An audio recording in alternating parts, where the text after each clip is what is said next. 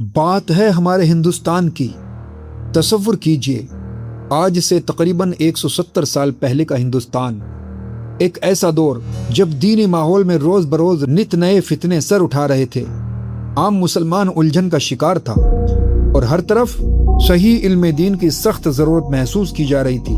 لیکن یاد رکھیے، اللہ تعالیٰ اپنے دین کی حفاظت کے لیے ہر دور میں ایسے محافظ پیدا فرماتا ہے جو اپنے علم، اپنی حکمت اور اپنی قلم سے حق کا پرچم بلند کر دیتے ہیں۔ تاریخ صرف بادشاہوں کو ہی یاد نہیں رکھتی، بلکہ تاریخ ان لوگوں کو بھی ہمیشہ یاد رکھتی ہے جو اپنے علم سے نسلوں کی تقدیر چمکا دیتے ہیں، ان کے دلوں کو روشن کر دیتے ہیں اور قیامت تک آنے والی نسلوں کے لیے رہنما بن جاتے ہیں۔ اور سیدی سرکار اعلیٰ حضرت امام احمد رضا خان فاضل بریلوی رحمۃ اللہ تعالی علیہ انہی عظیم ہستیوں میں سے ایک ہیں۔ آئیے اس عظیم ہستی کی زندگی کے سفر پر چلتے ہیں۔ ہر عظیم شخصیت کے پیچھے ایک عظیم تربیت ہوتی ہے، اور سرکار اعلیٰ حضرت رحمۃ اللہ تعالی علیہ کی تربیت بھی ایک ایسے ہی مبارک گھرانے میں ہوئی جو علم، تقویٰ اور عشق رسول صلی اللہ علیہ وسلم کی خوشبو سے مہکتا ہوا گھرانہ تھا۔ یہ کوئی عام گھرانہ نہیں تھا، بلکہ نسلوں سے دین کی خدمت، درس و تدریس اور افتاء کا مرکز تھا۔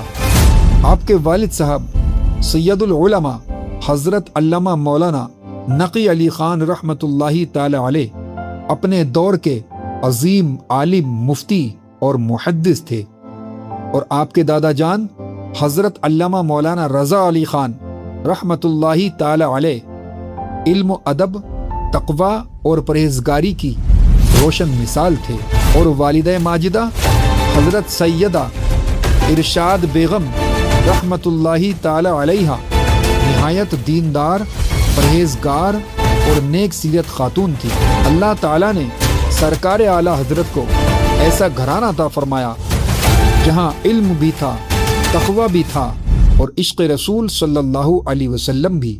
اسی علمی اور روحانی ماحول میں اللہ تعالیٰ نے اس ہستی کو پیدا فرمایا جس کا علم آنے والی صدیوں تک مسلمانوں کے لیے رہنمائی کا ذریعہ بننے والا تھا۔ معتبر سیرت کی کتابوں میں ذکر ملتا ہے، ولادت سے چند روز پہلے آپ کے والد ماجد سید العلماء حضرت علامہ مولانا نقی علی خان رحمۃ اللہ تعالی علیہ نے ایک خواب دیکھا۔ صبح جب انہوں نے خواب اپنے والد حضرت علامہ مولانا رضا علی خان رحمۃ اللہ تعالی علیہ کے سامنے بیان کیا تو آپ نے مسکرا کر کے فرمایا کہ بیٹا نقی علی خان، یہ بہت مبارک خواب ہے۔ پھر اس خواب کی تعبیر بیان فرماتے ہوئے فرمایا، اللہ تعالیٰ تمہیں ایک ایسا فرزند عطا فرمائے گا جو اپنے علم، اپنے تقویٰ، عشق رسول صلی اللہ علیہ وسلم اور خدمت دین کی وجہ سے مشرق سے مغرب تک پہچانا جائے گا۔ اس وقت شاید کسی کو اندازہ بھی نہیں ہوگا کہ یہ تعبیر چند ہی دنوں میں حقیقت بننے والی ہے۔ آخر وہ مبارک لمحہ آ ہی گیا جس کا انتظار تقدیر بھی کر رہی تھی۔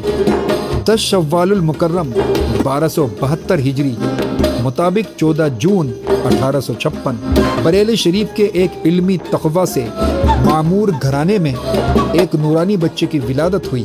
اس مبارک بچے کا نام رکھا گیا محمد احمد رضا۔ یہ وہی بچہ تھا جو آگے چل کر امام اہل سنت، مجدد دین ملت اور عاشق صادق رسول صلی اللہ علیہ وسلم کے القاب سے مشہور ہوا۔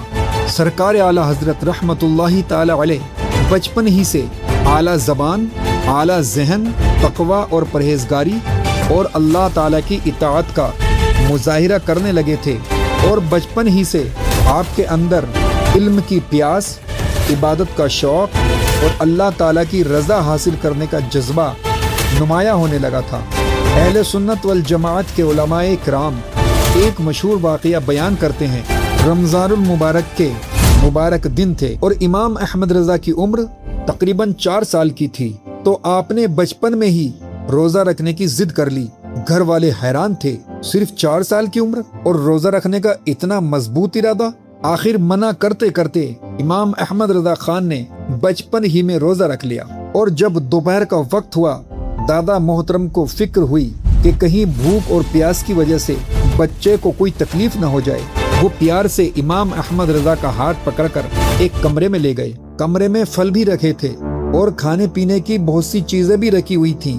دادا محترم نے مسکرا کر فرمایا، بیٹا احمد رضا، تم کو بھوک لگی ہوگی، کچھ کھا لینا، اور دروازہ بند کر کے باہر نکل آئے۔ کچھ دیر بعد کمرے میں جا کر دیکھا سامان ویسے کا ویسے ہی رکھا تھا۔ آپ نے فرمایا، بیٹا احمد رضا، کچھ کھایا نہیں؟ امام احمد رضا خان نے عرض کیا، دادا جان میں کیسے کھاتا، میرا تو روزہ ہے۔ دادا جان نے فرمایا کہ بچوں کا روزہ ایسا ہی ہوتا ہے، کھا لو، یہاں تمہیں کوئی نہیں دیکھ رہا۔ لیکن اس 4 سال کے بچے کا جواب ہر سننے والے کے دل پر نقش ہو گیا۔ امام احمد رضا خان نے ادب کے ساتھ عرض کی، دادا جان یہ بات تو ٹھیک ہے کہ یہاں کوئی انسان مجھے نہیں دیکھ رہا، لیکن جس کے لیے میں نے روزہ رکھا ہے وہ اللہ تعالیٰ تو مجھے دیکھ رہا ہے۔ یہ الفاظ سنتے ہی دادا محترم کی آنکھیں بھر آئیں۔ انہوں نے اپنے پوتے کو سینے سے لگایا، پیشانی کو بوسہ دیا اور اللہ تعالیٰ کا شکر ادا کیا اور کمرے سے باہر نکل آئے۔ اللہ حافظ۔ سبسکرائب